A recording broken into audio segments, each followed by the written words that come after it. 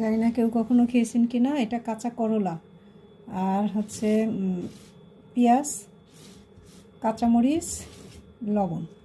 এটা এখন সরিষার তেল দিয়ে ভালো করে মাখাবো। আর এই সরিষার তেলটাও ঘানিতে ভাঙানো আলটিমেট অর্গানিক লাইফ থেকে নেওয়া, একটু বেশি করে সরিষার তেল দিলাম। এখন এই করলাটা একদম প্রাকৃতিক, আমার কলিগ মনিয়াপার ছাদ বাগানের করলা, সে একটা গিফট করছে আমাকে, তাই এটাকে আমি কাঁচাই এইভাবে খাবো। এটা অনেক টেস্টি হয়। আপনারা যারা খাননি কখনো একবার খেয়ে দেখবেন। আমার কাছে তো এটা খুবই মজা লাগে খেতে, ভাত দিয়ে, গরম ভাতে হোক বা আমার সবজির সাথে হোক। যখন ভাত খাই না তখন অন্য সবজির সাথেও এটা খাই। যারা একটু তিতা খেতে পছন্দ করেন তাদের কাছে তো এটা অনেক ভালো লাগবে, আর যারা তিতা পছন্দ করেন না, আমার মনে হয় তাদের কাছেও খুব একটা খারাপ লাগবে না। অনেক মজা।